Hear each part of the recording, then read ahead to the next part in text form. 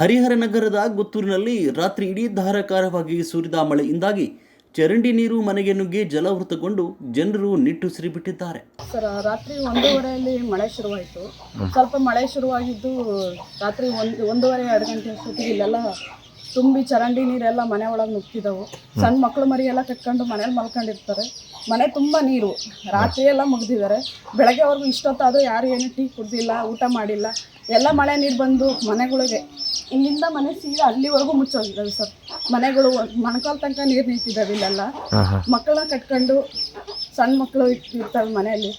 ಈ ಚರಂಡಿ ನೀರೆಲ್ಲ ಒಳಗಡೆ ಬಂದರೆ ನಾವು ಹೆಂಗೆ ಊಟ ಮಾಡಬೇಕು, ಹೆಂಗೆ ಮಲಗಬೇಕು ಅಲ್ಲಿ. ಆಮೇಲೆ ಈ ಥರ ನೀರುಗಳು ಬಂದರೆ ಒಳಗೆಲ್ಲ ನಮಗೆ ಕಾಯಿಲೆಗಳು ಬರ್ತವೆ. ಇದು ಎಲ್ಲಿ ನೀರು ಬರೋದು? ಇದು ಚರಂಡಿ ನೀರು ಸರ್. ಮಳೆ ಬಂತು ಅಂದರೆ ಇಲ್ಲಿ ಮಳೆಗೆ ಚರಂಡಿಗಳೆಲ್ಲ ತುಂಬಿಡ್ತವೆ. ಫುಲ್ ಆಗಿಬಿಟ್ಟು ಮನೆಗೆಲ್ಲ ನೀರು ನುಗ್ತವೆ. ಈ ದೊಡ್ಡ ಮನೆಗಳು ಏನೋ ಮೇಲಿದ್ದವಕ್ಕೆ ನೀರು ಹೋಗಲ್ಲ ಸರ್. ಸಣ್ಣ ಪುಟ್ಟ ಮನೆಗಳು ಇದ್ದವಕ್ಕೆಲ್ಲ ಒಳಗಡೆ ಎಲ್ಲ ನೀರು ನುಗ್ತವೆ. ಬಡವ್ರ ಮನೆಗಳು, ಸಣ್ಣ ಮನೆಗಳು, ಅವ್ರ ಕೈಲಿ ಏನು ಮಾಡ್ಕೊಳಕ್ಕಾಗಲ್ಲ ಸರ್. ಇವಾಗ ಊಟಕ್ಕೆ ಗತಿ ಇರಲ್ಲ ಸದ್ಯಕ್ಕೆ. ಅಂಥದ್ರಲ್ಲಿ ಈ ತರ ಮಳೆ ನೀರೆಲ್ಲ ಒಳಗಡೆ ನುಗ್ತು ಅಂದ್ರೆ ಅವ್ರು ಏನ್ ಮಾಡ್ಬೇಕು? ಇಲ್ಲಿ ಯಾರು ಇಲ್ಲಿ ಬಂದು ಕೇಳೋರಿಲ್ಲ, ಯಾರು ಬಂದು ನೋಡೋರು. ಇದೇ ಮೊದಲ ಇದಕ್ಕಿನ್ನ ತುಂಬಾ ಸಲ ಆಗಿದೆ ಸರ್. ಆಗ್ತಾ ಇರ್ತದೆ.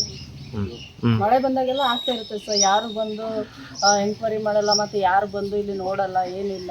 ನಾವಾದ್ರೂ ಏನ್ ಮಾಡಕ್ಕಾಗುತ್ತೆ? ಹೆಣ್ಮಕ್ಳು, ಗಂಡ್ಮಕ್ಳು ಹೋಗ್ತಾರೆ, ಮಾತಾಡ್ತಾರೆ, ಮತ್ತೆ ಬರ್ತೀವಿ ಅಂತಾರೆ. ಯಾರು ಬಂದು ವಿಸಿಟ್ ಕೊಡಲ್ಲ, ಯಾರು ಬಂದು ಉಚಿತ ಇದಾವಣ, ಯಾವಾಗ ಬೀಳ್ತವೆ ಹೇಳಕ್ಕಾಗಲ್ಲ. ಮತ್ತೆ ನಾವು ಅದಕ್ಕೆ ಈಗ ಮುಂಜಾಗ್ರತೆಯಿಂದ ಯಾಕಂದ್ರೆ ಮನೆಯಲ್ಲೆಲ್ಲ ವಯಸ್ಸಾದವರು, ಚಿಕ್ಕವರು ಇದಾರಣ. ಯಾವಾಗ ಮಳೆ ಯಾವ ಸಮಯಕ್ಕೆ ಬರುತ್ತೆ ಹೇಳಕ್ಕಾಗಲ್ಲ. ಮತ್ತೆ ಯಾವ ಸಮಯದಲ್ಲಿ ಗೋಡೆಗಳು ಕುಸಿತವೆ ಹೇಳಕ್ಕಾಗಲ್ಲ.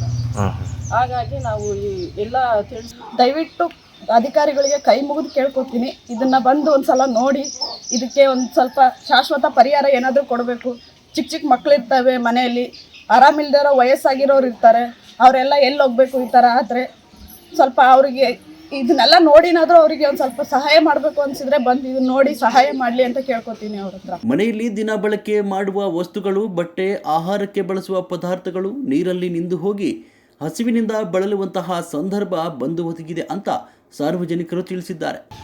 ಈ ಮಳೆ ಬಂದ ಮೇಲೆ ತುಂಬಾನೇ ಕಷ್ಟ ಬಂದಿದೆ ಸರ್. ಆಕ್ಚುಲಿ ಹೇಳ್ಬೇಕಂದ್ರೆ ಕಷ್ಟ ಅನ್ನೋಕ್ಕಿಂತನೂ ಯಾರು ಮನೆ ಸರಿಯಾಗಿ ಮಕ್ಕಳ ಆಗ್ತಿಲ್ಲ, ಊಟ ಮಾಡೋದು, ಅಡಿಗೆ ಮಾಡೋದು, ಊಟ ಮಾಡೋದು ಆಗ್ತಿಲ್ಲ. ಆಮೇಲೆ ಮಕ್ಕಳು, ಮೊಮ್ಮಕ್ಕಳು ಎಲ್ಲ ಏನಿರ್ತಾರೆ ಯಾರಿಗೂ ನೆಮ್ಮದಿಲ್ಲ ಆಗೈತೆ. ಈ ಥರ ಇದಾದ್ಮೇಲೆ ಭಾಳ ತೊಂದರೆ ಆಗೈತೆ ಸರ್. ಸಂಬಂಧಪಟ್ಟ ಅಧಿಕಾರಿಗಳು, ಜನಪ್ರತಿನಿಧಿಗಳು ಯಾರಿದ್ರು ದಯವಿಟ್ಟು ಇಲ್ಲಿ ಬರ್ಬೇಕು. ಬಂದು ಎಲ್ಲರಿಗೂ ನಮ್ಮ ಮನೇದು ಅಷ್ಟೇ ಅಲ್ಲ ಸರ್, ನಮ್ಮ ಮನೆ ಒಳಗಡೆಯಿಂದ ನೀರು ಬರ್ತೈತೆ. ಚರಂಡಿದು ಯಾವುದು ಪ್ಲೀಸ್ ಎಲ್ಲರೂ ಯಾರಾಗಲಿ ಇದು ಬಂದು ಇದನ್ನೆಲ್ಲ ಶಾಶ್ವತ ಪರಿಹಾರ ಮಾಡ್ಕೊಡ್ಬೇಕಂತ ಕೇಳ್ಕೊಡ್ತೀವಿ ಸರ್. ಅಷ್ಟೇ ನಾವು 3 ಕಡೆಯಿಂದನೂ ಕೇಳ್ಕೊಡೋದು ಇಷ್ಟ. ಇದಕ್ಕೆಲ್ಲ ಕಾರಣ ನಗರಸಭೆಯ ನಿರ್ಲಕ್ಷ್ಯ. ರಸ್ತೆ ಚರಂಡಿ ಸ್ವಚ್ಛತೆಗೊಳಿಸದೇ ಇರುವ ಕಾರಣ ಚರಂಡಿ ತುಂಬಿಕೊಂಡು ನೀರು ಮನೆ ಒಳಗೆ ಬಂದಿದೆ. ಜೀವ ಕೈಯಲ್ಲಿ ಹಿಡಿದುಕೊಂಡು ಜೀವನ ನಡೆಸುವಂತಹ ಪರಿಸ್ಥಿತಿ ಬಂದಿದೆ. ಅಲ್ಲಿ ಹೋಗಿಲ್ಲ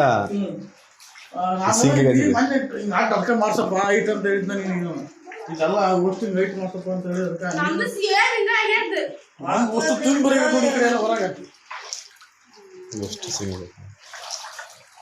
ವಸ್ತು ವಿಡ ನಾವು ಮಾಡೀನಿ. ಈ ಕತೆ MLA ವಸ್ತು ವಿಡ ಕಳ್ಸೋಣ ಅಂತ.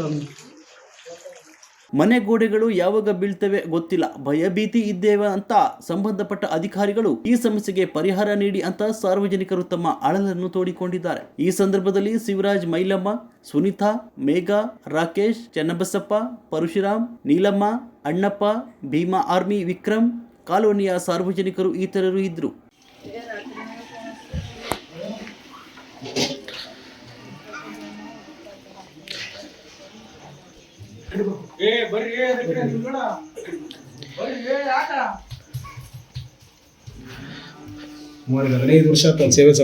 ಎಲ್ಲಿ ಬರುತ್ತೆ ನೀರು? ಎಲ್ಲಿಂದ ಬರ್ತೈತದ ನೀರು? ಅಂದ್ರೆ ಇದೆಲ್ಲ ಯಾವ್ದು ಎಲ್ಲಿಂದ ಬರೋದು? ಇದು ಚರಂಡಿಯಿಂದನಾ? ಹೌದ್ರಾ? ಮತ್ತೆ ಎಲ್ಲಿದೆ? ಎಲ್ಲಿ ತನಕ ಬಂದಿದೆ?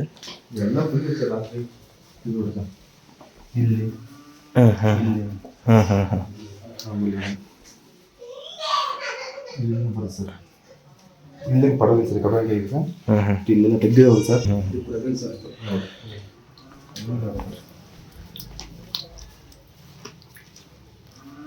ಇಲ್ಲಿ ಬರ್ತೀವಿ ಸರ್ ಇಲ್ಲಿ ಬರ್ತೀವಿ ರಾತ್ರಿ 1 ಗಂಟೆಯಿಂದ ಏಕತ್ತವ ಸರ್ ನೀರು ಇನ್ನೂ ಅದ್ರದ್ದು ಏಕತ್ತವ ನಮ್ಮ ತಾಯಿಯರು ನಾನು ನಮ್ಮ ತಮ್ಮ ನಮ್ಮ ಮನೆಯವರು 4-5 ಮಂದಿ ಸೇರಿ ತೆಗತ್ತವ ನೀರು ಇನ್ನೂ ಅದ್ರ ನಂಗೆ ತೆಗೆದು ಇನ್ನೂ ಕಡಿಮೆ ಆಗಿದೆ ಸರ್ ನೀರು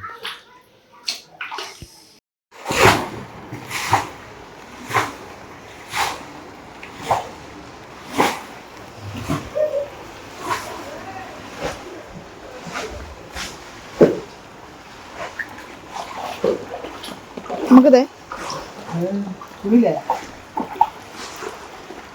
ಮಳೆ ಬಿಲ್ಲಿ ಅಂತ